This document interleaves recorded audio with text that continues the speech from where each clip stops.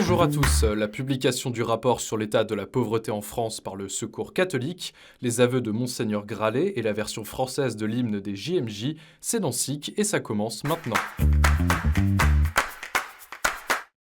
Aujourd'hui, alors que certains évoquent la fin de l'abondance, un certain nombre d'autres espèrent avant tout la fin de l'indécence.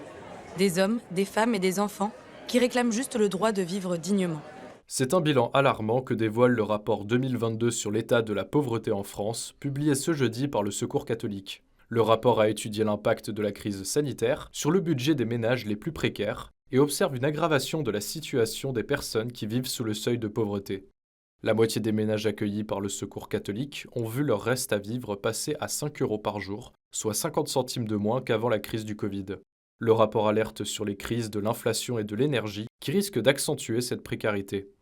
L'ONG appelle les pouvoirs politiques à rehausser les minima sociaux pour faire face à l'inflation, à accompagner davantage les personnes défavorisées vers des projets professionnels et à changer de regard sur la pauvreté, qui n'est ni un choix ni une fatalité.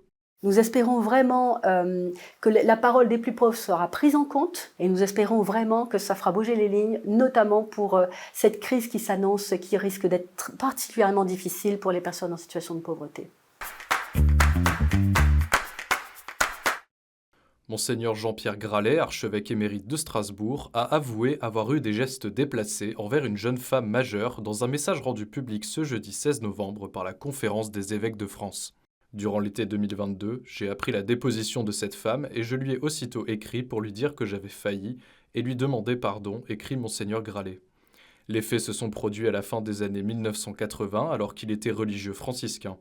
Il révèle qu'une enquête canonique est en cours et qu'un signalement a été fait auprès de la justice civile. Monseigneur Gralet est l'un des 3 évêques hors fonction dont avait parlé Monseigneur de Moulin-Beaufort et qui font l'objet d'enquêtes pénales et canoniques. Dans un communiqué, l'actuel archevêque de Strasbourg, Monseigneur Luc Ravel, qui a fait les signalements, partage le choc et la peine de tous les prêtres et fidèles du diocèse. Monseigneur Gralet a été suspendu de la charge qu'il occupait au sein d'une maison de frères aînés franciscains, dans l'attente des conclusions de l'enquête. Le père Yvan Brien renonce et ne sera finalement pas évêque auxiliaire de Rennes.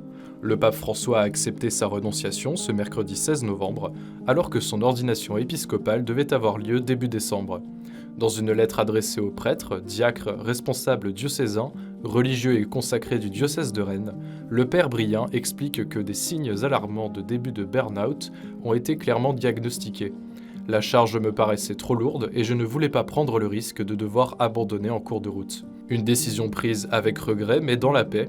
J'ai le sentiment de vous abandonner avant même d'avoir servi votre belle église diocésaine, écrit le prêtre du diocèse de Vannes. Mais je sais que le Seigneur sait toujours ouvrir des chemins nouveaux.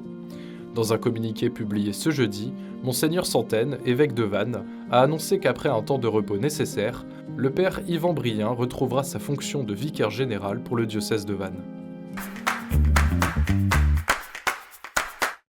Un Brésilien a été nommé secrétaire du dicaster pour les laïcs, la famille et la vie ce jeudi 17 novembre. Gleison de Paula Souza, âgé de 38 ans, marié et père de 2 filles, devient donc le numéro 2 de ce dicaster et le premier laïc à cette fonction. Ancien séminariste, il a étudié la théologie à l'université pontificale salésienne à Rome et la philosophie à l'université de Salento. Il enseigne aujourd'hui la religion catholique dans un lycée en Italie. En 2014, encore séminariste, il avait rencontré le pape qui l'avait encouragé. 2 laïcs sont également sous-secrétaires de ce dicaster, Linda Ghisoni et Gabriella Gambino. 613 plaintes pour abus sexuels ont été transmises au dicaster pour la doctrine de la foi par les diocèses italiens ces 20 dernières années. La conférence épiscopale italienne a publié jeudi son premier rapport sur le réseau territorial des services diocésains pour la protection des mineurs et des personnes vulnérables. Le document Protéger, prévenir, former fait le bilan des actions menées par les services d'écoute des diocèses italiens et les services diocésains pour la protection des mineurs.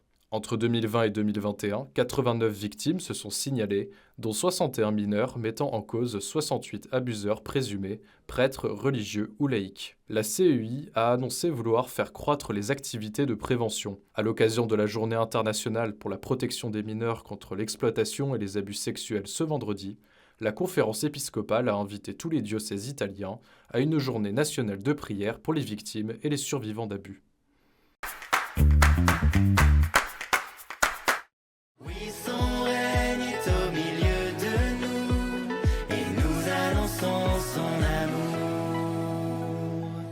Les inscriptions aux Journées mondiales de la jeunesse de Lisbonne sont officiellement ouvertes ce samedi 19 novembre. Et à cette occasion, l'Église catholique en France a publié l'hymne officiel des JMJ en version française, d'un seul chœur, produit par l'école créative Pierre.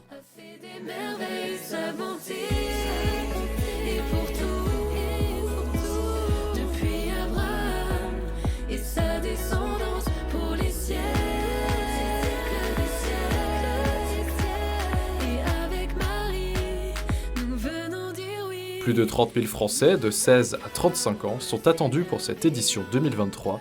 Et pour faire partie de l'aventure, vous pouvez vous rendre sur jmj2023.fr. Le site présente plus de 150 propositions pour participer avec son diocèse ou une communauté. La JMJ, ce n'est pas la journée mondiale de la jeunesse catholique, c'est la journée mondiale des jeunes du monde entier. Que tu aies la foi ou non, que tu aies été baptisé, confirmé ou non, que tu te sentes proche ou loin de l'Église, le Seigneur t'invite à vivre cette expérience de fraternité et aussi d'espérance pour toi et pour le monde entier. Le lancement des inscriptions a lieu alors que dans toute la France, des JMJ diocésaines se déroulent ce week-end à l'occasion de la fête du Christ Roi.